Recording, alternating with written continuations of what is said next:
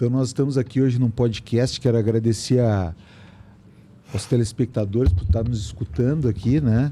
E estamos hoje aqui com a grata presença do diretor vice-presidente do Badesul, Flávio Lamel, e com a delegada Eliana, que representa a nossa Polícia Civil. Diretor, já iniciando, eu acho que já vamos iniciar, né? Já iniciando, o Badesul tem atuado de forma muito importante nesta catástrofe climática que nós tivemos aí, nessas enchentes, né? Como ele pode auxiliar as empresas? Olha, deputado doutor Tiago, o Badesul é um banco público, nós somos um banco com capital 100% do governo do estado, e a nossa obrigação, né, é nós atuar fortemente sempre em defesa aqui das empresas do nosso Rio Grande do Sul. E nessa, vamos dizer assim, catástrofe, não é diferente a atuação do Badesul, porque nós temos chamado, principalmente as empresas que são nossas clientes, né, para que a gente possa fazer um atendimento com eles. Nós já prorrogamos, nós atuamos com três grandes fundos de dinheiro, três grandes linhas de financiamento, né? Uma com o BNDES, que é o nosso maior parceiro, vamos dizer assim. Nós temos hoje uma carteira de 1 bilhão e 800 milhões de reais com o BNDES, e nessa carteira o BNDES já solicitou uma prorrogação de até 12 meses para as empresas, e nós estamos repassando essa prorrogação para as empresas aqui do Rio Grande que são nossas clientes, né? A mesma situação também é do próprio BRDE, do próprio Banrisul, que também são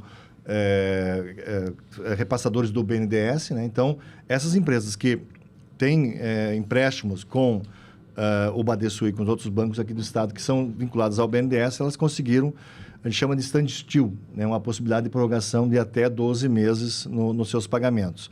Também outra linha que nós atuamos muito fortemente, que é a linha do Fungetur, que é uma linha que basicamente trabalha com hotéis, com restaurantes, com bares, com pousadas, né? Essa linha também nós estamos fazendo uma prorrogação de 6 meses. O Ministério do Turismo prorrogou essa linha por 6 meses, né? E agora nós solicitamos mais 6 meses de prorrogação para dar mais um fôlego para essas empresas. E aí, nessa questão do Fungetur, entra muitas empresas que muitas vezes não foram atingidas pela enchente, né? Mas foram impactadas. Vamos pegar, por exemplo, o Gramado, Canela, a rede hoteleira aqui do estado, que é uma rede muito forte. Quase todo o turismo aqui no estado teve um impacto muito grande. Então, nós estamos atendendo eles agora, inicialmente, com essa linha, né, de até 6 meses e com a possibilidade de prorrogação de mais 6 meses no Fungetur. Atingido é quando a água chegou. E impactado impactado economicamente. Nós estamos usando essa linguagem, né, dentro do próprio Badesul, de que nós consideramos atingido aquele que teve lá, está na mancha, vamos dizer assim, aonde teve a enchente, né? E impactado, toda a sociedade gaúcha foi impactada, né? Nós temos agora, por exemplo, semana passada estava uma empresa aqui no banco, conversando conosco ali, e nós dizendo que a própria Toyota do Japão vai ter que prorrogar lá uma semana a produção de carros, porque ela foi impactada também com a questão do Rio Grande do Sul, principalmente com a questão do couro que é produzido no Rio Grande, que não está sendo comercializado, não está sendo exportado. Então, tem uma série de situações com relação aos atingidos e os impactados. E a outra linha que nós temos também, que nós somos um grande financiador, é a linha da FINEP do Ministério do Turismo. Nós também prorrogamos por 12 meses, né, todas as empresas que estão ligadas aliás, FINEP, da tecnologia e inovação, não turismo. Todas essas empresas elas foram também impactadas e nós estamos prorrogando por 12 meses também. E como é que essas empresas podem fazer, diretor? A empresa ela entra no site do Badesul, né? E ela tem lá no site é autoexplicativo, ela tem todas as informações que ela precisa para poder fazer as prorrogações. E a partir das prorrogações, nós estamos já colocando algumas linhas também à disposição das empresas aqui no Rio Grande. Nós temos agora o Fungetur, que é um recurso extraordinário. O Ministério do Turismo colocou 50 milhões de reais para as entidades, enfim, hotéis, pousadas, enfim, que trabalham com eventos aqui no estado do Rio Grande do Sul, e nós solicitamos mais 50 milhões, nós já colocamos todos esses 50 milhões do recurso extraordinário e solicitamos mais 50 milhões para fazer novos investimentos para essas essas empresas que precisam, né, muitas vezes, capital de giro, precisam de um socorro financeiro, enfim, alguma situação que possa auxiliar a empresa. Na FINEP, a FINEP está colocando 1 bilhão e 600 milhões de reais para o Rio Grande do Sul como um todo. Aí são os operadores, é o próprio Badesul, BRDE, Banrisul, Cressol, enfim, algumas cooperativas de crédito também operam com esse recurso da FINEP também a possibilidade de capital de giro para poder fazer com que as empresas que trabalham com inovação, que tem alguma atividade nessa área de inovação, que ela possa também ter um socorro financeiro. E agora estamos aguardando, nos próximos dias, a possibilidade também desses 15 bilhões do BNDES, né, que era para ter sido na sexta-feira, já iniciar o recurso, a distribuição de recursos, mas ainda não foi iniciada e nós esperamos que essa semana isso possa acontecer e a gente possa efetivamente colocar esse recurso também à disposição das empresas aqui no Rio Grande do Sul. Bom. Rui, tu que já foi secretário, importante isso, né? Excelente. Tu sabe, doutor Tiago, deputado aí que está coordenando os trabalhos aqui do podcast, a gente vê como o Badesul, né, ele está alinhado com uma política de Estado. É isso que eu sempre tenho falado.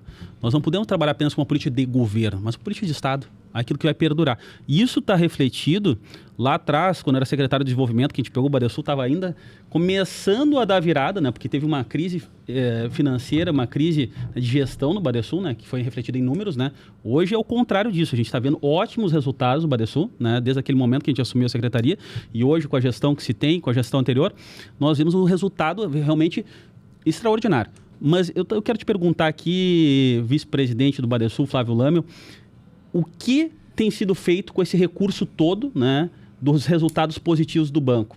Além do fundo que a gente já sabe, que tem do BNDES, que tem do Ministério do Turismo, que eu falo que é juros subsidiado, né, que esse do FINEP e Fungetur são os melhores juros que tem de mercado. E, então, o que está sendo feito com o fundo próprio e com os resultados do banco?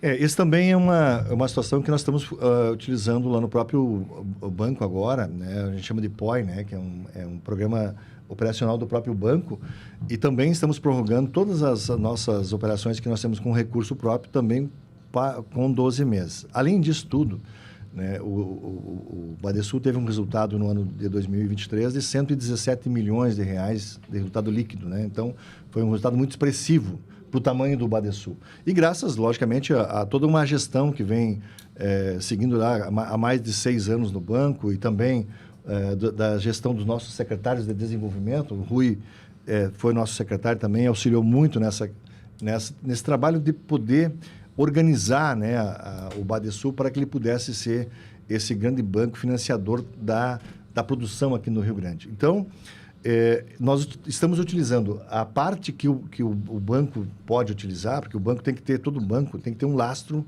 financeiro que o Banco Central exige para manter as suas operações. Mantendo as operações, sobra um recurso. Esse recurso está todo sendo investido aqui no nosso Rio Grande do Sul. Parabéns, Flávio, pelo trabalho, aí, pelo que tem sido feito aí no Badesul e pelo excelente resultado que tem trazido para o povo gaúcho. Nós também temos, é bom assim os nossos ouvintes saber, nós temos várias modalidades de linha, deputado. Nós atendemos desde a pequena empresa lá com 10 mil reais até a grande empresa com até 30 milhões de reais, né? Então, o nosso limite, 35 milhões, que é o limite que nós podemos operar. Nós temos, por exemplo, de 20 mil até 200 mil, uma linha de crédito hoje que é operacionalizada até sem garantia. Essa linha de crédito, ela é feita pela RS Garante. A RS Garante é uma garantidora de crédito, que é uma parceira nossa.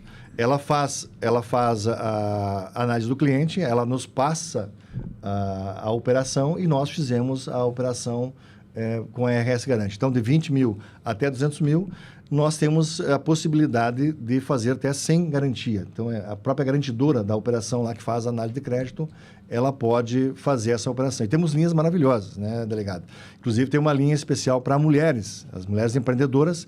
Toda empresa que tiver 50% ou mais do capital feminino, a gente consegue hoje uma taxa muito boa para poder fazer as operações. Se é no Fungetur, por exemplo, ela fica em torno de 4% a 5% ao ano. Se é na linha da FINEP, ela fica em torno de 6%, 7% ao ano, né? Então, são linhas assim, muito atrativas nessa linha da RS Garante. Nós estamos constituindo agora, a partir dessa semana também, em função de toda essa problemática que teve com relação aí às enchentes, uma linha de crédito de 200 a 500 mil reais, que a avaliação de crédito vai ser mais simplificada. Não vai ser toda aquela situação que vai lá no banco, os 4, 5 balanços, tem que fazer toda uma avaliação, que às vezes leva 15, 20 dias para fazer essa avaliação. Ela vai ser toda ela feita no site. Então, o empreendedor, de 200 mil até 500 mil, né, ele vai poder entrar no site do banco, vai preencher o seu cadastro ali e já vai ter um limite de crédito no próprio site do Badesul. Então, tem várias linhas, várias oportunidades. Isso é importante, Flávio, está colocando, porque, deputado Thiago, a gente tem escutado aí muita reclamação desses processos burocráticos para liberação desses recursos aí que estão falando que estão liberando aí pelo governo federal. Tá? E aí não estou fazendo uma crítica política, uma crítica de constatação, né? Que a gente está vendo que esse recurso não está chegando na ponta. Né? E o Badesul, ao contrário disso, né, já faz na hora, no site. Nós estamos atualizando o sistema nosso, é um sistema mais complicado. Né? Eu acho que essa semana já vamos colocar no ar essa possibilidade. Hoje já existe essa possibilidade de 20 mil até 200 mil no próprio site. O nosso cliente entra no site, ele já é direcionado lá para a RS Garante, que faz a avaliação lá na RS Garante. De 200 a 500 mil, nós estamos instituindo lá no nosso sistema essa possibilidade. Eu acho que essa semana já vai começar a operar também. E de 500 mil até, enfim, 30 milhões, 40 milhões, as empresas têm que, logicamente, pode fazer através do site do banco, mas tem toda uma análise de crédito um pouco mais demorada, vamos dizer assim. Mas também tem grandes possibilidades de nós fazermos atualmente com o menor tempo possível. Obrigado, Flávio. Parabéns pelo trabalho, parabéns a toda a diretoria do banco. Parabéns. Obrigado a vocês pela oportunidade. Nós estamos lá no Badesul e nos colocamos à disposição do povo gaúcho para poder atender naquilo que for possível. Obrigado. Maravilha. Maravilha. E agora com a delegada Eliana aqui. Prazer em lhe ter aqui conosco e principalmente aqui um reconhecimento ao trabalho que a Polícia Civil tem feito nesse período de exceção, nesse período de catástrofe, nesse período de enchentes, né, delegado? Aproveitar para publicamente mandar também um abraço aos abnegados inspetores, comissários, ao pessoal principalmente ali do Sarandi, do Maitá, né, o delegado Cleiton e toda a equipe lá daquela região, também ao delegado Sodré, né? Delegado Sodré. Secretário de Segurança também tem feito um baita trabalho. E que o delegado que nos recebeu lá na denúncia... O delegado Bolívar Lantada. Bolívar Lantada lá. Então, sempre muito bem recebido na Core, né? Nossa Polícia Civil é diferenciada. É diferenciado. E um abraço em família para o meu primo, né? Para o Rafa, que é delegado de polícia e que... é tão apaixonado pela profissão. Quais são as principais ações que a Polícia Civil, nesse período de exceção de enchente, delegada, tem executado? Boa tarde, doutor Thiago. Boa tarde, Irigaray. É uma satisfação estar aqui, trazer um pouquinho do trabalho da Polícia Civil. Né? Inicialmente, eu vou pegar a tua fala, né, que tu fala dos abnegados policiais civis. Então, quero deixar registrado aqui o agradecimento para toda a Polícia Civil, para todos de nós, porque a gente, desde o início, desde quando começou essas enchentes, a Polícia Civil ela não parou. E a gente pode dizer que teve mais de 150, 180 policiais civis que foram atingidos, não só indiretamente, como diretamente, perderam suas casas, tiveram várias outras perdas materiais de grande monta e em nenhum momento deixaram de executar o trabalho para o qual eles juraram servir e proteger. Então, antes de começar a fala, eu acho que é interessante a gente dar esse parabéns e esse louvor para todos os nossos guerreiros que usam farda, né? Então, parabéns a eles. Mas o que a Polícia Civil, qual foi a participação da Polícia Civil nesse período terrível de enchentes e numa das maiores catástrofes climáticas, né? Desde o início, como eu falei, a gente não parou. O que aconteceu é que a gente teve várias fases, né? A primeira fase era uma fase em que todo mundo teve que pegar junto, né? Então, não é que a gente deixou de lado a nossa missão principal, né, de repressão, de investigação, mas aquele primeiro momento era um momento em que todo mundo tinha um escopo maior, que era o escopo de salvar vidas. Então, aquela missão inicial do Corpo de Bombeiros, que é essa, a gente se juntou com os corpos de bombeiros, com a Brigada Militar, com a Defesa Civil. Então, todos e todas estavam imbuídos com esse escopo de resgate, de salvamento, de encaminhamento dessas pessoas que estavam desalojadas e desabrigadas para os abrigos humanitários. E aí, no momento que a gente viu que essa fase estava vencida, que foi em torno de uns 3 dias, então a gente começou a focar novamente nas nossas atividades repressivas conjuntamente com ações humanitárias. Então, a gente ouviu muito na mídia que os 3 primeiros dias estava tendo saqueamento, estava tendo, né, ocorrências muita fake news, né, doutora? Muita fake news, esse daí bem colocado. A gente fez uma força-tarefa juntamente com a SECOM, a Secretaria de Comunicação do Governo. Então, a gente estava constantemente, a cada minuto, monitorando as redes sociais. Então, a gente recebeu mais de 60 denúncias de fake news, mais de 60, então, inquéritos policiais instaurados, mais de 60 páginas derrubadas, perfis derrubados. Então, isso aí desestimulou as pessoas a fazerem o fake news, que é um desserviço no momento de crise. As pessoas já estão assustadas, já estão aterrorizadas e ainda vem essas fake news para causar um clamor que não existe, né? Então, a atuação da Polícia Civil, juntamente com a SECOM, com a comunicação social, então fez um trabalho muito importante para destapar isso aí e desmistificar de que não eram verdades, né? Isso era bem, bem importante. Mas então a gente trabalhou nessa parte de resgates, de salvamentos, né? E aí passados esses 3 dias, em que a gente pode dizer que nesses 3 primeiros dias houve uma tentativa da criminalidade avançar. Mas rapidamente a gente já tomou nossas atividades de repressão, nossas operações e, como diz o secretário, tolerância zero, né? Cadeia neles, prisão neles. Para vocês terem ideia, a gente tem somente com relação às enchentes em torno de 250 prisões. Sem contar, obviamente, todo o outro trabalho de polícia judiciária que a gente fez nesse mês, em que pese todas essas dificuldades, né? A Polícia Civil trabalhou também muito na questão dos centros de distribuição, de recolhimento. A gente tinha uma equipe em torno de 10 delegados, sem contar os escrivães, inspetores, ali no centro de distribuição que ficou estabelecido na antiga CE. Então, a gente recebia cargas e cargas de toneladas de mantimentos, de alimentos, fazia a seleção e era bonito de ver, Tiago, porque, na verdade, era lá o delegado, despido do cargo de delegado, porque ele pegava em caixas, era um almoxarife e ajudava como um ser humano. Ali nós éramos pessoas. Nós não éramos delegados, escrivães, inspetores, coronéis, porque tinha bastante gente da brigada, tinha bastante gente do EB. Então, ali eram pessoas ajudando pessoas. Então, era um exemplo de solidariedade, de generosidade, que foi muito, assim, bacana de ver no momento de crise, em que a gente vê o pior da humanidade, mas a gente também conseguiu ver o melhor, porque a gente viu que tem muita gente que tem empatia, que a gente ainda pode acreditar na humanidade, porque as pessoas ajudam. É bem... Ontem nós estávamos com 28 médicos de Goiás que vieram, abnegados de Goiás, que vieram para cá para prestar atendimento humanitário lá no Sarandi. E a participação, não a escolta, mas a participação da Polícia Civil foi fundamental nas ações que foram feitas lá. Foram feitos mais de 500 atendimentos na rua, né?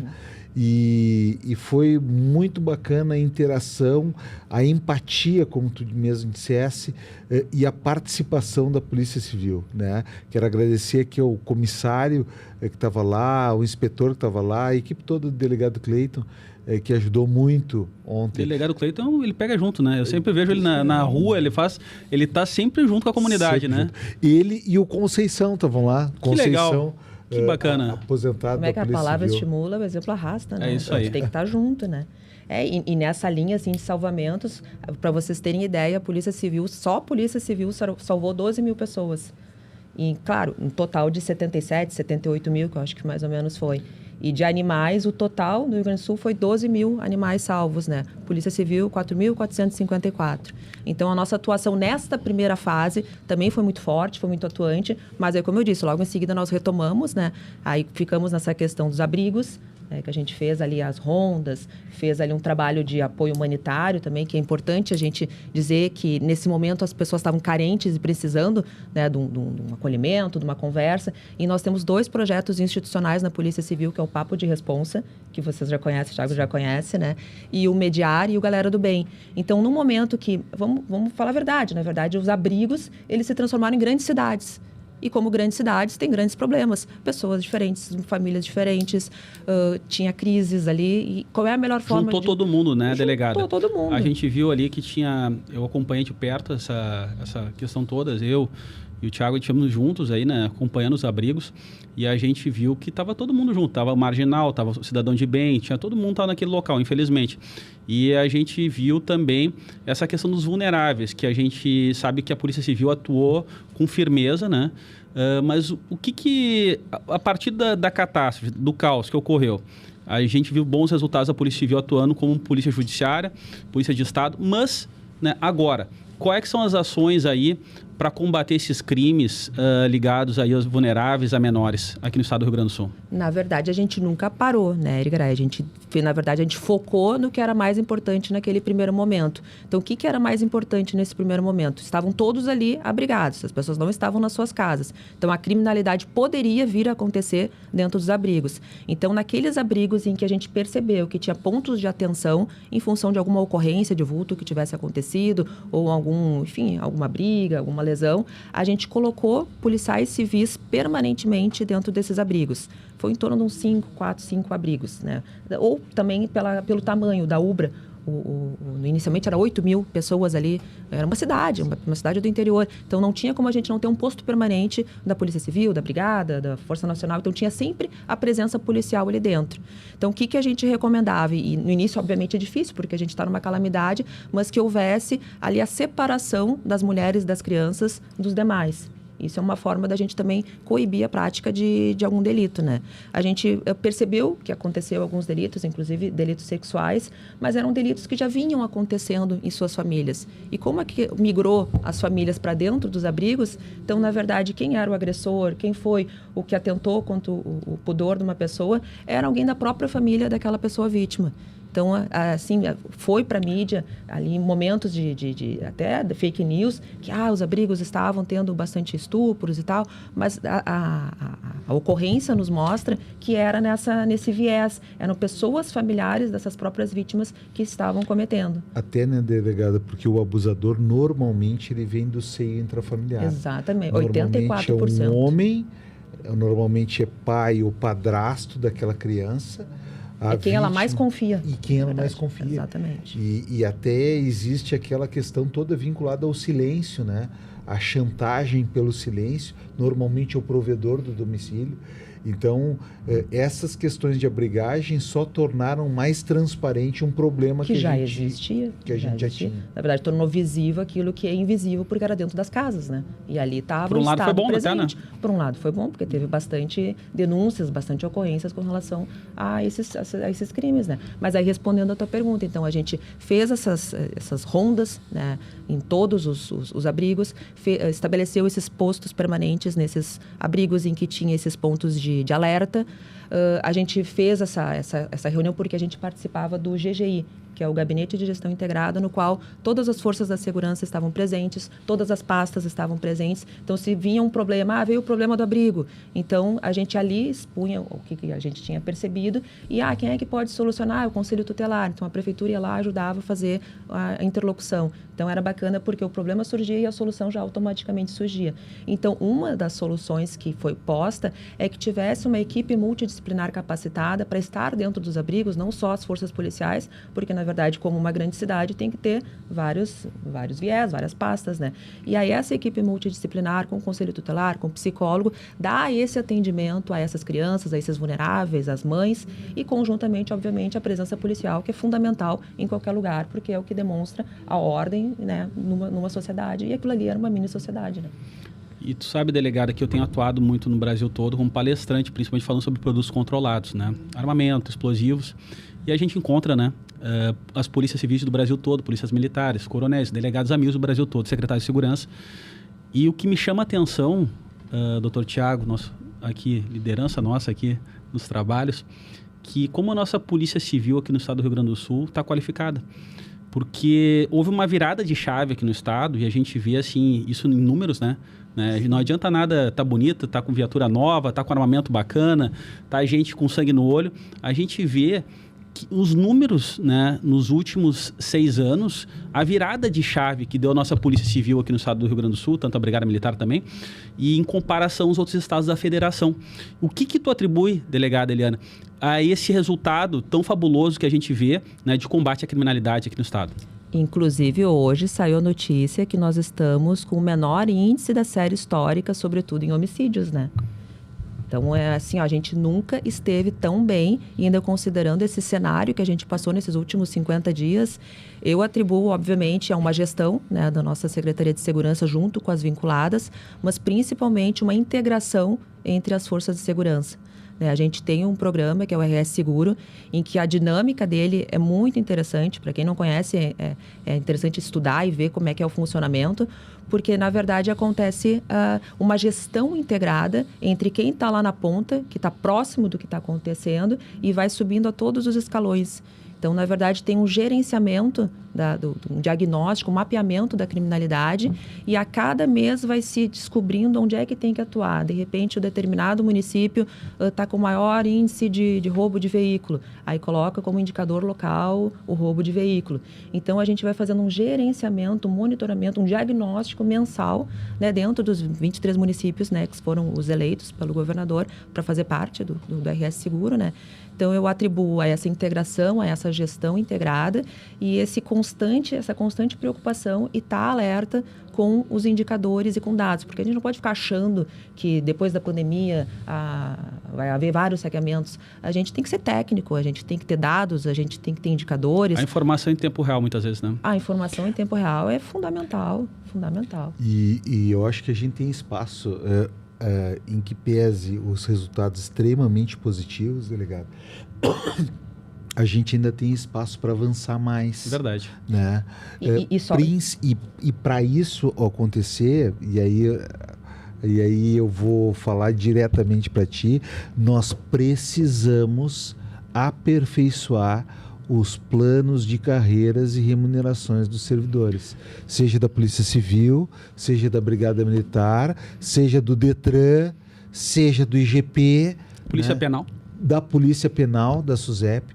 Nós precisamos avançar nesse sentido, porque só dessa forma a gente vai ter gente estimulada a trabalhar e os melhores profissionais vindo fazer concurso aqui.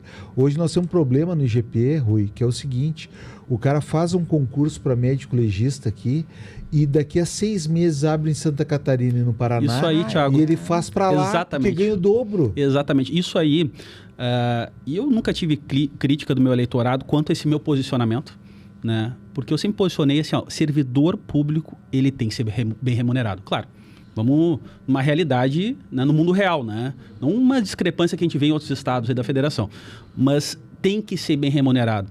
E uma vez a gente estava numa discussão aqui no plenário sobre a PGE, sobre ali uma gratificação, e eu votei favorável à gratificação, porque o servidor, o procurador do Estado, ele pode fazer outro concurso para procurador federal, ou para procurador da Fazenda, ou para delegado, ou para federal, que ele vai ganhar uma remuneração melhor.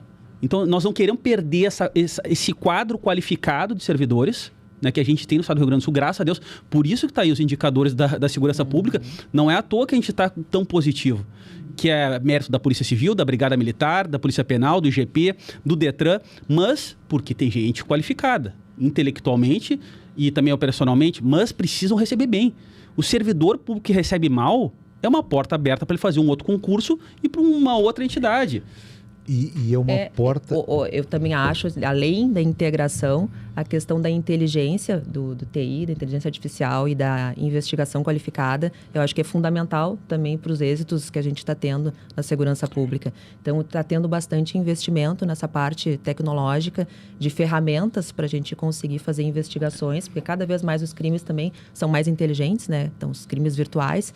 E agora, nesse momento de enchente, a gente teve uma ferramenta que foi muito importante, que o nosso setor de inteligência trabalhou em conjunto com o Cyberlab do Ministério da Justiça e que foi fundamental para a gente conseguir a localização de várias pessoas que estavam desaparecidas.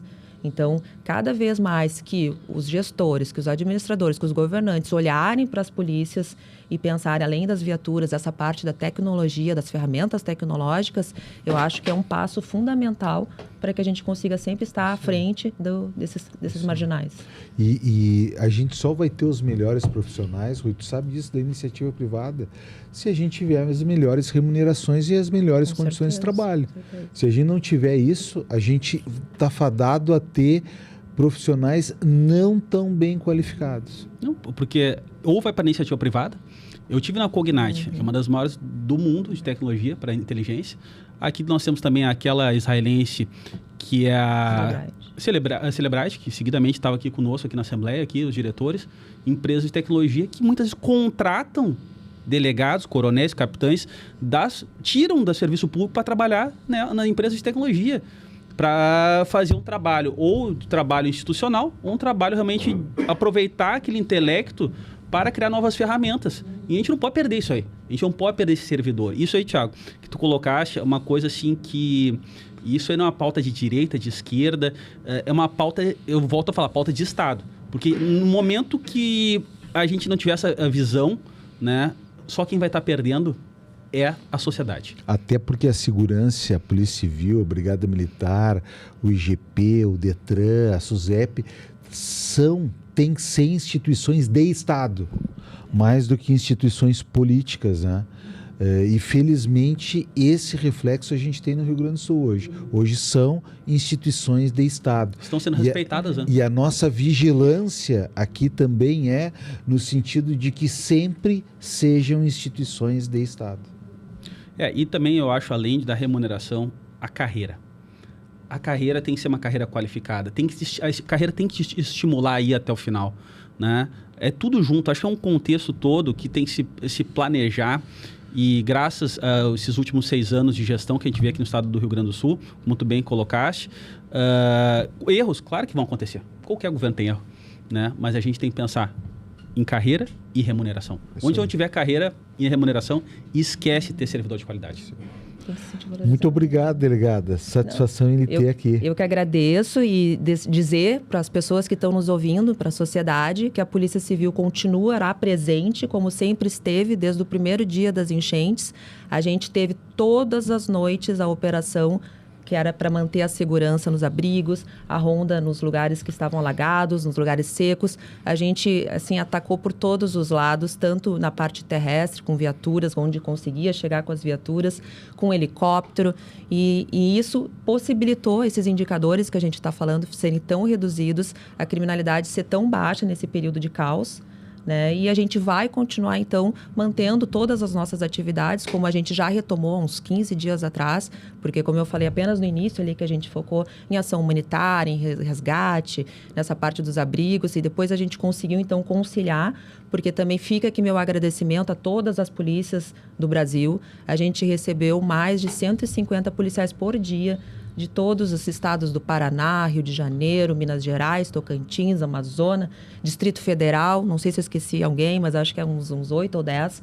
Então, Mato Grosso, eu vi muita gente Mato Grosso do Sul. Mato Grosso foi para a Polícia Militar, nós foi em Minas Gerais. E até helicóptero até. Exato, eles vieram não só com Paraná, efetivo, mas São Paulo mandou 3 helicópteros. Não, e São Paulo e Rio tá com a gente até hoje, mandou helicóptero. Então, a gente só tem a agradecer porque esse efetivo veio a incrementar, e aí essa ostensividade é outro elemento que eu entendo que foi fundamental para a gente conseguir manter a ordem pública em todo esse período de caos, e eles continuam mais um tempo com a gente. Depois, obviamente, vai ficar só nós, né, os nossos efetivos, mas que a população fique tranquila, que nós estamos atentos, que nós vamos manter a ordem como sempre mantivemos, e que a gente está com as operações do dia a dia já assim, ó, a milhão. Então, eu acho que a minha participação é isso e estou à disposição. Muito obrigado. Delegada, só mais um questionamento. Delegada Eliane, da Polícia Civil, no tocante a uma pauta que eu e o deputado Thiago levantamos e fizemos, inclusive, né, uma ocorrência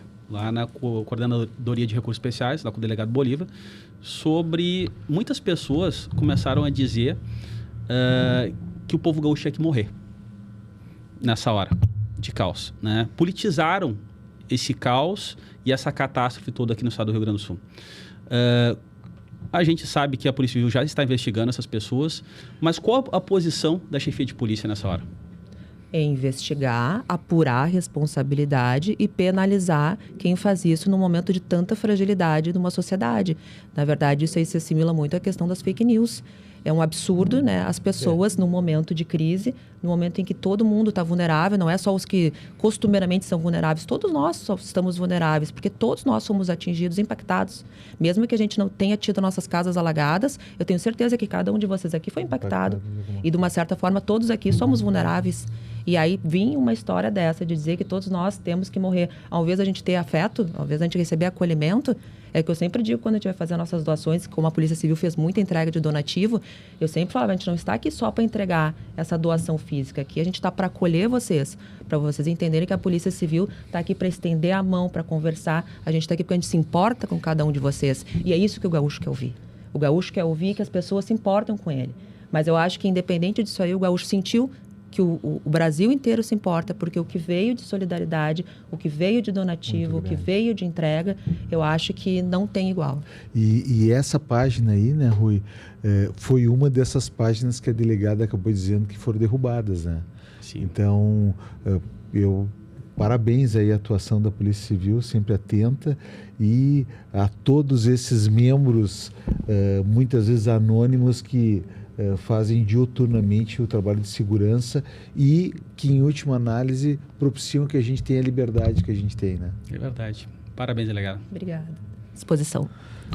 Doutor Munir, obrigado pela presença também aí, doutor Munir. Pela oportunidade. É uma satisfação lhe ter aí. Nos diga, nos esclareça, uma vez que é a sua especialidade, as pessoas que têm o imóvel financiado, elas podem ter alguma espécie de amortecimento nesse período, de moratória nesse período? Como é que funciona essa questão do consumidor? Deputado, os mutuários, né, eles estão, eles podem atuar de duas formas. Primeiro, para aqueles que tiveram danos no imóvel, né, e o imóvel ele é objeto de um contrato de financiamento habitacional, esses contratos, por uma imposição legal, eles obrigatoriamente estão protegidos por um seguro, que é o seguro habitacional. Então, cabe a esses mutuários, né, tanto aqueles que tiveram um dano total no imóvel ou parcial, buscar o agente financeiro onde o contrato foi firmado para acionar o seguro para cobrir a indenização, né? Muitos bancos também estão concedendo, naqueles casos em que não há necessidade de acionar o seguro, muitos bancos estão concedendo uma suspensão parcial na cobrança das parcelas, 3, 4, 5, 6 meses. Isso vai de instituição para instituição. E também aqueles mutuários que têm um financiamento direto com as construtoras, também o contrato prevê, também por imposição legal, um seguro habitacional. Então, tanto para os danos parciais quanto para os danos totais, esse seguro pode ser acionado. Então, a recomendação é buscar o agente financeiro, buscar o contato com a construtora para acionar o seguro para cobrir total ou parcial o prejuízo. Esse seguro, deputado, ele é diferente do seguro residencial, que é o seguro que a pessoa contrata para os equipamentos que estão dentro de casa, eletrodomésticos, móveis. Esse seguro é diferente. O seguro que nós estamos falando, tem duas modalidades de seguro, o habitacional e o residencial. O habitacional é para os mutuários que fazem o financiamento do seu imóvel e o seguro residencial é para os objetos de dentro de casa, né? Então, existem essas duas modalidades que são diferentes. Importante isso, né, Rui? Muito importante, até porque as pessoas elas estão sem renda muitas vezes, né? Tem gente que está sem renda nessa hora, né? E é importante elas terem uma segurança, né? Porque elas procuram o seguro exatamente para esse momento, né? Para realmente, na hora que vão precisar de algo, uma garantia, elas poderem, né? De alguma forma, elas terem esse resguardo. E aqueles que mais precisam, né? A gente vê nesse ramo imobiliário, eu vi recentemente, né, que algumas seguradoras elas não negaram, né, a pólice, né, E por que tu acha que está acontecendo isso aí, doutor Monir? Tu acha que é a questão de contrato mal contratados, né? Eu vi que uma vez tu estava falando aqui numa frente parlamentar aqui na Assembleia, exatamente isso, que o importante é realmente contratos bem feitos, né? Sim. Na minha visão, o que está acontecendo é que o volume de sinistros foi uma coisa que nunca aconteceu na história do país, né?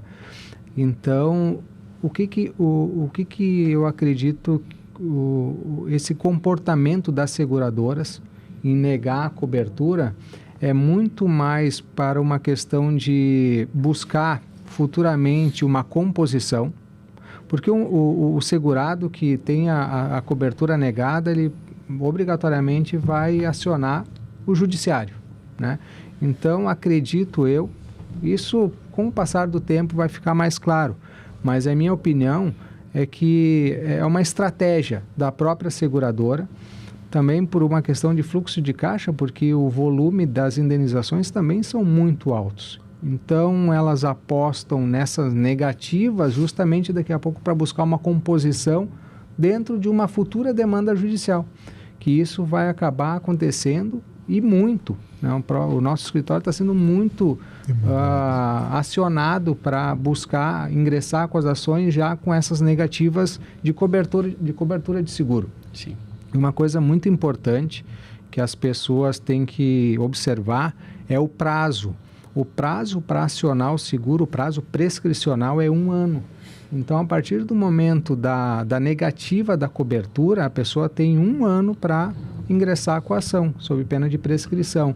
E o que eu já vi acontecer muito no passado com outros eventos, né, outras situações de sinistro, né? Seja agora de uma maneira geral, não só para seguro habitacional, mas seguro de veículos, o seguro em geral. É 1 ano o prazo prescricional para tu poderes buscar... Preclui o direito. Preclui o direito. Ela perde a possibilidade de pleitear juridicamente isso. Juridicamente isso. Um ano da negativa. Da negativa. O que acontece? Tem muita gente que deixa passar esse prazo porque... às vezes vem a negativa da seguradora e seguro agrícola acontece muito isso. A pessoa que tem a negativa do seguro, ela confia muito, deputado, na palavra do seu corretor. Então, a partir do momento, ela aciona o seguro através do corretor. E quando vem a negativa, ela também vai buscar a orientação do seu corretor, da pessoa que vendeu o seguro para ela. É a pessoa de confiança. E o corretor, não por maldade, mas até por uma questão de desinformação, acaba, e para não perder o cliente, acaba querendo tomar a frente do problema e resolver. Então, o próprio corretor disse, não, deixa que eu resolvo. Eu vou entrar em contato com a seguradora, eu vou tentar reverter a situação. E vai passando, aí a pessoa acaba se esquecendo de cobrar o corretor, acaba esquecendo, o tempo vai passando. Daqui a 2, 3 meses, 60, 90 dias, ela lembra que tem aquele assunto e faz uma ligação para o corretor. Como é que está o meu seguro? Não, eu já estou resolvendo, fica tranquila. Quando vê, passou 1 ano e não resolveu. Prescreveu. Aí vai buscar o auxílio de um advogado e não tem mais o que fazer, né? Então, tem que tomar muito cuidado com essa questão do prazo. Negativa de cobertura, a partir do momento da resposta formal, seja por e-mail, seja por mensagem, recebeu a mensagem formalizada, 1 ano para tomar as devidas providências, né, para ingressar com uma ação judicial. E, geralmente, quando vem a negativa do seguro, não perca tempo. Aciona, busca um advogado da sua confiança, porque dificilmente, eu nunca vi, dificilmente vai reverter. A segura vai voltar atrás. Dá mais esse momento, né, com essa demanda toda. Com esse volume de demanda aí que tem. E o deputado Rui antes falou também da questão das pessoas que estão sem renda e estão necessitadas mesmo de buscar esse apoio. A gente está vendo, não é só a questão da falta de renda, é aquelas pessoas que trabalhavam num lugar que hoje não existe mais. Não existe mais aquela empresa, o desemprego está aumentando cada vez mais. E o que acaba acontecendo? isso essas pessoas vão acabar batendo na porta do judiciário também para ingressar com suas ações. Por quê? Porque as empresas não têm nem mais condições de pagar as rescisões. Não tem empresa, não tem negócio. Acabou. Foi tudo. Foi tudo. Isso a gente viu, doutor Tiago, eu vim em Eldorado, varreu a cidade. Varreu. A correnteza que tinha lá, que a gente estava dentro do rio salvando gente, era uma coisa assim que não era para amador, em primeiro lugar. Que os amadores estavam ali, o pessoal quase foi junto, quase morreu junto. Porque a situação varreu a cidade. Então, assim, não tem empresa, não tem negócio. Que as pessoas perderam tudo, né? Mas, doutor Monir, a gente quer te agradecer, né? Parabéns pelo trabalho, né? E a gente sabe como é relevante nessa hora ter bons advogados e tu sempre fazendo boas colocações aí, trazendo essa explanação tão importante da área jurídica. Muito obrigado. Obrigado pela oportunidade. Fundamental. Obrigado, doutor. Obrigado, doutor. E agora com o Marcos Paulo. E aí, Marcos? Que luta, hein? Que luta. Mais uma. E o aeroporto, tia, nós tivemos lá numa comitiva. O Marcos Paulo é uma referência no setor de eventos da cidade, do estado, do país. E nós tivemos lá numa comitiva, Rui, e a situação é de chorar. É de chorar. E principalmente esse impasse entre Fraport e governo federal, né? Então, a Fraport tem 300 milhões, cerca de 299 milhões já a receber do governo federal, não recebeu até agora, solicitando que esse recurso seja colocado para que se avance nos estudos da pista e principalmente da parte eletroeletrônica ali, que não é nacional, é importada, né? E, de outro lado, a população do estado do Rio Grande do Sul perdendo. Eu vou ter que viajar, hoje eu viajo a Brasília, tem que ir até Florianópolis, 6 horas de carro, para poder pegar um avião para ir a Brasília, né? Então, qual está sendo o impacto no setor de eventos da questão do aeroporto, Marcos? Então, doutor Tiago, primeiro, obrigado o convite aí novamente do Rui, né, o seu convite. Eu acho que a gente já se encontrou algumas vezes em outras situações, agora vamos cuidar desses novos problemas, né? E eu acho que o aeroporto, para o nosso setor, e não só para o nosso, né? Eu acho que para diversos setores aí do estado, é catastrófico, né? A situação que a gente está vivendo. Eu acho que esse impasse, como tu colocou bem, é absurdo, né? Essa a primeira coisa, na minha visão e na visão dos meus pares, que tinham que ter resolvido antes até de ver os impactos dentro do aeroporto, era de quem era a conta, né? Porque a conta a gente sabia todos que nós sabíamos que ia vir, que, né, ia ter que sair do bolso de alguém, né? E eu acredito, assim, hoje, falando do nosso setor, que é entretenimento, né, e que a gente opera com a cadeia inteira, né? Porque as pessoas não têm muita noção, às vezes, do que o nosso setor movimenta, né? E aí a gente fala desde o motorista que vai pegar o artista, até o hotel que vai receber os nossos clientes, os artistas, até o restaurante que vai, né, receber essas pessoas no pré-evento, no pós-evento.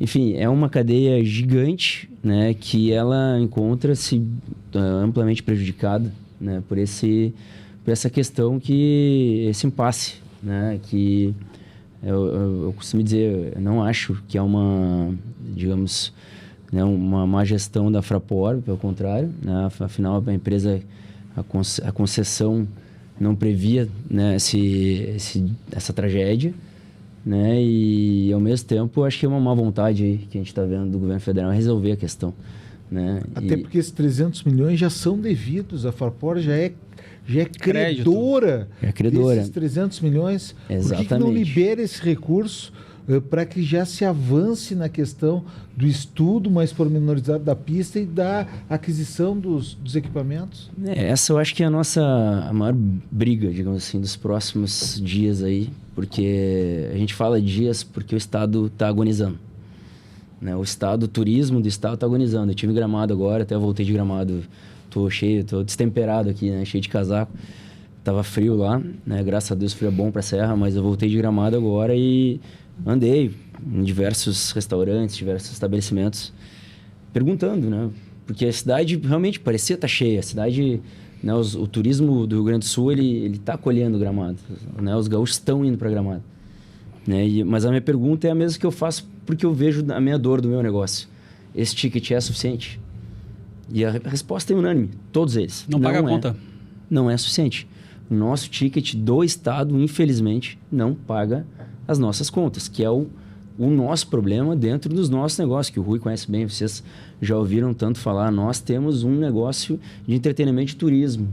Nós atendemos o Brasil inteiro que vem fazer evento em Porto Alegre, que vem jantar em Porto Alegre, vem se hospedar em Porto Alegre.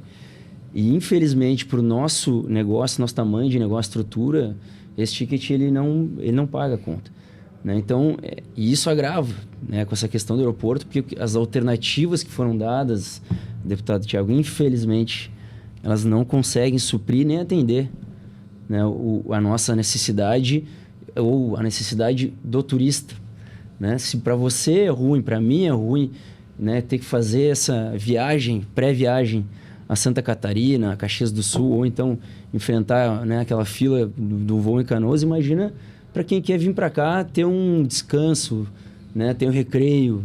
Esse cara não vem, essa pessoa não vai vir, essa família não vai vir, né? Então, isso, conforme passa o tempo, agrava, né? Porque é famoso a pessoa, o turista, tira da frente, né? Ele, isso aqui é muito difícil hoje, deixa para lá, né? Um outro dia, quando melhorar lá, quando... E aí, tirando da frente, a nossa perspectiva vai ficando zerada, né? Porque a gente não tem um horizonte da volta dessa pessoa, né? Da interação com essa pessoa, né? Então, eu acho que... E digo isso tudo porque, além de resolver essa questão urgentemente do aeroporto, né? De quem é a conta, de quem é a responsabilidade, né? Vamos achar um responsável, vamos cobrar dele. E tá passando tempo, né? Exatamente. Tá passando tempo e a conta está aumentando para o empresariado, né? O mais importante, na minha visão, é a perspectiva, né? Uma responsabilidade de jogar um prazo para dezembro de um aeroporto internacional. Meu Deus, até dezembro morreu todo mundo de fome, do setor, né? Então, eu acho que a responsabilidade ela vai muito além de quem paga a conta, de quem vai ter que fazer o conserto, e passa também por o que se passa para o resto do país, o resto do mundo, né? De não deixar a chama morrer do Estado, né? Do turismo do Estado. Né? Nós já estamos falando de irresponsabilidade, não é nem de responsabilidade, né? Não, e eu quero, em primeiro lugar aqui, Marcos Paulo, te parabenizar para ti, teu sócio, Thiago Ercher, também Pedro Becker, todos os demais sócios, e pelo trabalho que vocês têm, né? E a gente sabe que trazer para o Rio Grande do Sul turista e trazer público para a área de entretenimento não é fácil, né? Porque vocês trazem gente de São Paulo, Rio de Janeiro, do Nordeste, do Norte do país, de outros países, vocês trazem gente, né? Para trazer recursos, para trazer renda para nós aqui, né? Porque utilizando as casas de vocês, eles estão trazendo dinheiro para o Rio Grande do Sul, né? E a gente vê como a gente tem atrativo aqui no estado do Rio Grande do Sul turístico, a gente vê que é um estado que tem potencial, mas o que a gente pode fazer para evoluir, né, nessa matéria tão importante, né, que é o turismo e o entretenimento, que tu sabe muito bem trabalhar, tu e teus sócios? Eu acredito que agora as prioridades, digamos que mudaram um pouco, né, Rui? Eu acho que a gente vinha discutindo, né, na nossa comissão ali diversas melhorias, né, para problemas já pré-existentes antes da tragédia, e hoje em dia a gente acabou aí se vendo cercado por novos problemas, né? Como vocês já falaram na mesa aqui, a questão, né, de Porto Alegre, se a prefeitura até hoje deixa bairros inteiros aí com zonas de guerra, né? Isso, né, aos nossos olhos, né, do gaúcho, dá vergonha, e aos olhos do turismo, afasta, né? Eu acho que essas questões têm que ser resolvidas para ontem, né, para a gente começar a passar um cenário melhor a nível Brasil, né?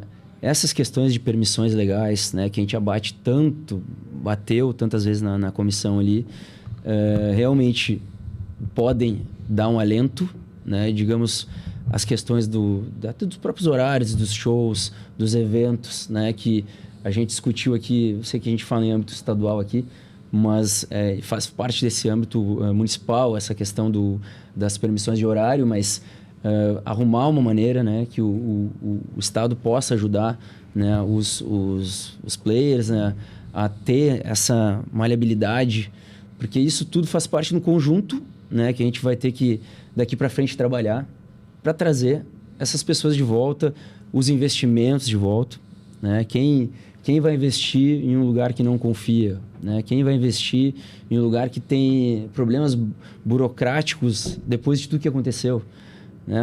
Não que vamos esquecer a burocracia, não é isso, mas que as coisas têm que ser mais rápidas, ágeis para o empreendedor, né? Para o nosso setor também. Isso vai ter que acontecer, porque senão é a pá de cal, né? A gente já está aí, imagina, passou 1 mês e meio praticamente sem trabalhar, sem gerar riqueza, né? E pagando folha, tudo em dia, com seus compromissos todos em dia, com os impostos todos em dia, né? Então, eu acho que é uma série de fatores hoje, né, que eu conto muito, nós contamos muito com a ajuda de vocês, né, que passa por essa injeção de confiança, né, para o setor e aos olhos do resto do país, aos olhos do resto do mundo, né, de que sim, nós, né, hoje passei por diversos trechos na estrada já sendo reconstruídos, né, com barreiras que caíram, que já tem até contenção feita, pronta para ser estruturada de novo. Então, assim, a gente tem que mostrar isso no mundo. Olha, turma, nós passamos por um momento difícil, nós somos um povo aguerrido, né, temos cultura de povo aguerrido e a gente está se reconstruindo. Né? Isso aqui não virou terra arrasada, né? A gente isso tem que se mostrar para fora, né? Passar para fora, e a gente tem que mostrar, né, que a gente sim estamos ajudando quem precisa e nós vamos continuar ajudando, mas ao mesmo tempo a gente vai se reconstruir para receber, para voltar a ter esse trânsito de turismo que é tão essencial no estado aqui, para a gente manter os negócios, manter, né, tudo que está construído aí, né? O polo de turismo da Serra Gaúcha ali é o maior exemplo disso, eu acredito, né? E tua colocação, eu tenho ido, Thiago, para Gramado, para Canela ali, praticamente faz 1 mês que eu tenho todos os finais de semana ali, porque a gente tem uma base política do nosso partido, do União Brasil, então esse período eleitoral eu tenho visitado muitas bases daquela região e também tenho residência lá, e a gente acaba vendo assim como atingiu, né? Como o aeroporto, o fechamento do aeroporto, que voltando nesse tema, né? Impacta. E a gente vê, claro que não parou de vez, né? Porque o trade do turismo ele é muito ágil, né? E acabou atraindo, né, turistas locais também para a região. Mas como atingiu, tu vê assim, os restaurantes assim, de Gramado, Canela, o entretenimento que é muito forte naquela região, tu vê que os parques vazios, né? Os hotéis vazios, e isso aí causa, eu que fui secretário de turismo do estado, nos causa uma preocupação, porque já tinha a conta lá de trás do Covid, né, que aquela conta não fechou, né, até hoje aquela conta, tem muita gente que tá pagando aquela conta do Covid, e agora uma coisa pior ainda, né, então eu vejo que eu só complementar assim, porque eu acho que as pessoas não têm noção da dimensão da dificuldade de operar esses equipamentos que a gente opera aqui de entretenimento, de grandes eventos, né, de eventos de casa noturna, estando na ponta do Brasil, né? A gente já tinha talvez a logística mais cara do país inteiro sem essa situação que a gente está.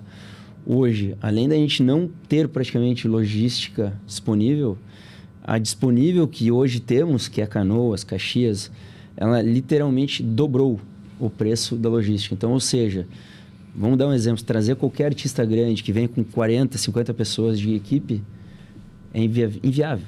É impossível tu fazer um show desse tamanho. E isso, quem é que sofre? É o empreendedor, é o público que quer ver o artista. Então, o tamanho desse buraco do aeroporto aí, ele é gigante para deixar do jeito que tá, né? Por isso, Marcos Paulo, a gente fala que pessoas como tu, empreendedores como tu, teus sócios, vocês são craque. Porque a gente que viaja esse Brasil todo, o mundo todo, a gente vê vocês trazerem o público qualificado para a ponta do Brasil, né? Com um ticket médio lá em cima, né? É difícil. Então, a gente não pode pegar e esperar o público, o governo do estado, o município principalmente, eles têm que trabalhar agora 24 horas por dia. Eu estava vendo, Thiago, recebi uma crítica até, né, de um apoiador, assim, ele me falou, meu setor de eventos, assim, tanta coisa para fazer agora. Sim, setor de eventos que gera milhares de emprego no Rio Grande do Sul, milhares de emprego. Então, a gente está falando o seguinte, eu não estou falando só do empresário, eu estou falando na ponta, de gente que não está comendo, porque depende disso para viver. Perfeito. Então, o que a gente puder fazer para ajudar nós, como políticos, que nos dedicamos tanto por pautas que mais relevante, que para mim é o emprego, a renda e a saúde, nós vamos fazer a nossa parte. Podem contar conosco sempre que a gente vai estar atuando em prol desse segmento que a gente tem tanta valia e tanto carinho. Contem conosco, e a gente está empenhado em realmente desnudar essa questão do aeroporto. Isso precisa ser resolvido, isso é um impasse, uma queda de braço que precisa ser resolvido, que prejudica o mais fraco, que é a população, né? E que são os setores que tanto precisam da aviação no estado do Rio Grande do Sul. Obrigado, Marcos Paulo. Obrigado Siga a vocês. Determinado assim, porque vocês empregam muita gente e essa é a melhor ferramenta de melhora social para as pessoas, que é o emprego. Obrigado, hein? Obrigado a vocês. E queremos agradecer aí todos que estão nos assistindo, doutor Thiago, deputado estadual, querido amigo, colega de partido, tanta luta que a gente tem feito, né, Thiago, juntos aí. A gente quer agradecer a todos aqueles que estão nos assistindo no YouTube, Facebook, nas redes sociais, por estar empenhado também, né, em participar desse processo tão importante, né, que é um processo de mudança que a gente sempre trabalha. A mudança, como o Marcos Paulo falou, como a delegada Eliana falou, como o Lâmel, como o Monir falou aqui também, que são nossos convidados, é desburocratizar, é ser ágil. O Estado não pode atrapalhar quem está empreendendo, nem o município. E, infelizmente, a gente vê nessas horas que nós precisávamos tanto, né, de agilidade, a gente vê que está se discutindo uma coisa que é direito da Fraport. 300 milhões que é direito deles. Já é devido. Um abraço a todos vocês, obrigado pela presença. E esse, Rui, é o primeiro de vários, né? De vários. Toda semana vamos estar junto com essa turma discutindo aí, debatendo. Um abraço. Um abraço.